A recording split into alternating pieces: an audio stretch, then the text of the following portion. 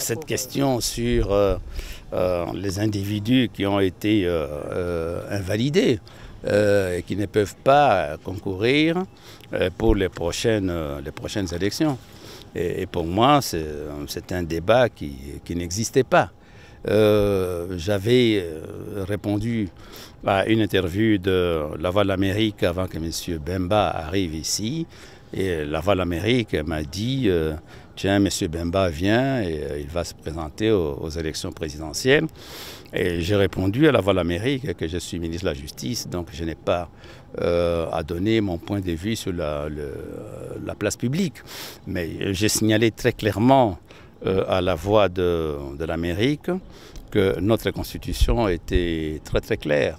Elle pose 4 conditions pour se présenter aux élections présidentielles. Il faut être congolais d'origine, il faut avoir un âge minimum de 30 ans, il faut avoir tous les droits civiques et politiques et il faut ne pas se trouver dans un cas d'inéligibilité prévu par la loi électorale. Et la loi électorale, en son article 10, prévoit un certain nombre de cas d'inéligibilité. Et j'ai dit à cette époque-là, à La Voix de l'Amérique, avant que M. Bemba ne pose sa candidature, que s'il a des bons avocats, ils lui diront qu'il n'est pas éligible. Donc pour nous, il n'y a eu aucune surprise quant à savoir que la CENI d'abord et puis la Cour constitutionnelle ensuite l'ont invalidé. Je suis peut-être parmi les rares individus à avoir lu l'ensemble de l'arrêt de la CPI concernant M. Bemba. C'est 540 pages et je les ai lus de la première page jusqu'à la dernière. Il n'y a aucun doute possible qu'il rentre dans des cas d'inéligibilité.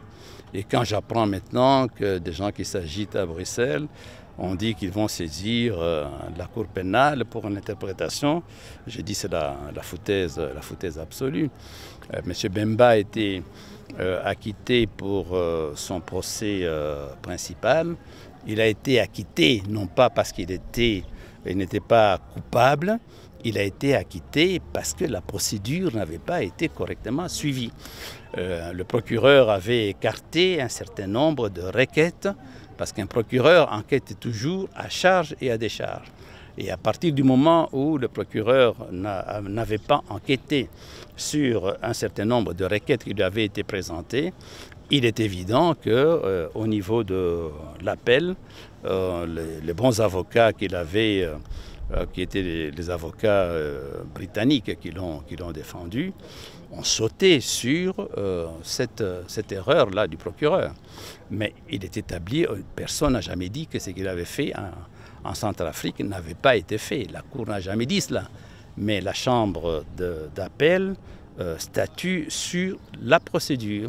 Et du fait que la procédure n'avait pas été respectée, il a été acquitté. Bon, il y avait 2 procès en cours.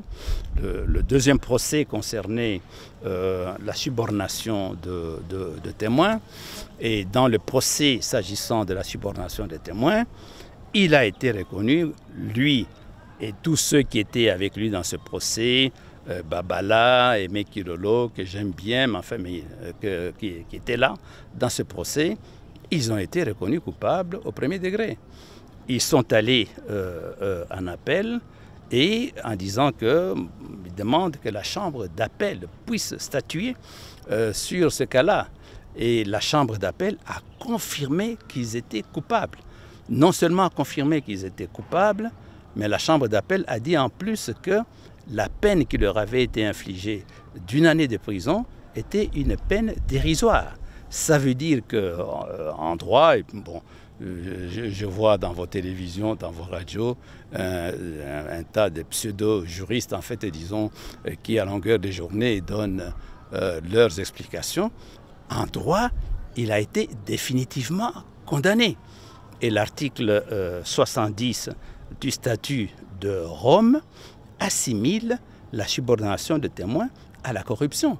Et la subordination de témoins, dans cet arrêt que j'ai lu, 544 pages, il est dit très clairement qu'on peut faire la subordination de témoins par menace pour amener les personnes à témoigner en lui faisant voir que s'il ne témoigne pas dans ce sens, voilà ce qui peut lui arriver, ou bien en essayant de la persuader, ou en la corrompant. Et cet arrêt, moi je l'ai lu, il n'y a peut-être pas 20 Congolais qui ont lu cet arrêt-là, mais moi je l'ai lu. C'est très très clair, il établit qu'ils ont fait de la corruption, et l'article 10.3 de notre loi électorale est très clair. Quiconque a été condamné pour corruption ne peut pas se présenter. Et si maintenant j'ai appris qu'ils ont saisi la CPI pour l'interprétation, s'il devait apparaître qu'ils veulent à un moment donné pouvoir influencer la CPI, nous allons en tirer les conséquences. Jusqu'à présent, notre pays, et j'ai eu à convaincre le président de la République que nous devons rester membres de la CPI, parce que nous croyons en cette cour-là. Maintenant, si on se rend compte qu'elle est instrumentalisée, nous allons en tirer les conséquences.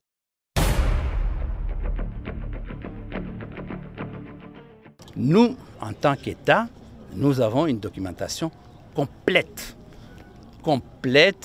Nous avons le passeport italien de M. Katumbi.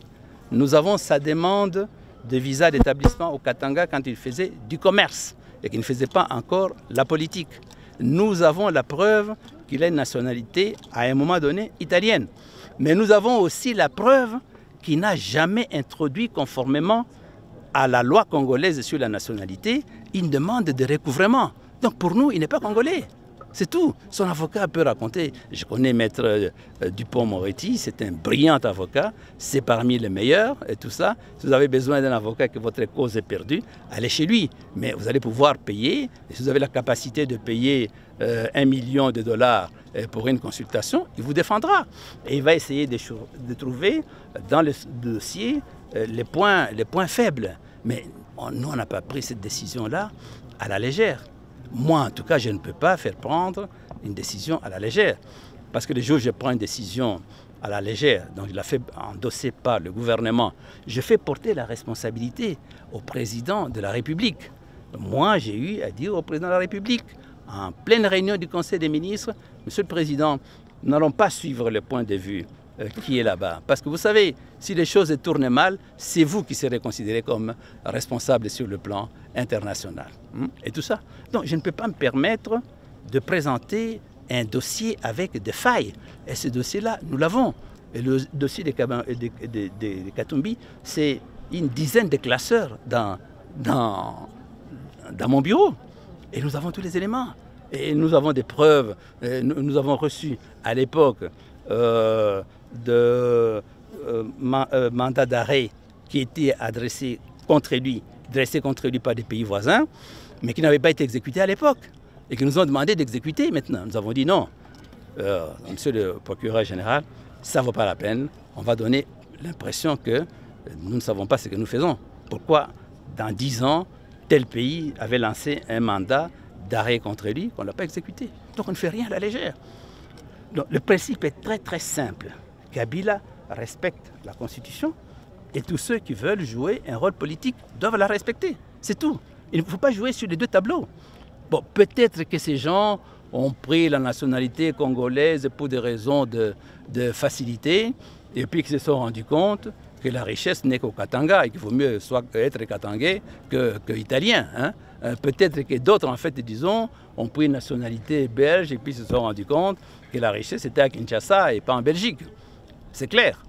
J'ai passé de nombreuses années de ma vie à étudier en Belgique aux humanités et à l'université, mais j'avais 10 000 fois l'occasion de devenir belge, je ne l'ai pas fait. Parce que c'est mon pays. La province comme le Katanga. S'il a dissimulé son identité et que nous découvrons seulement maintenant qu'il a dissimulé son identité, on le poursuit pour cela. Il y a plusieurs dossiers pénaux en cours que Flori Kabangi-Numbi est en train de traiter. Il ne faut pas vous laisser motiver par l'émotion. Il faut rester froid, les pieds sur terre, froid, sans passion et regarder les faits.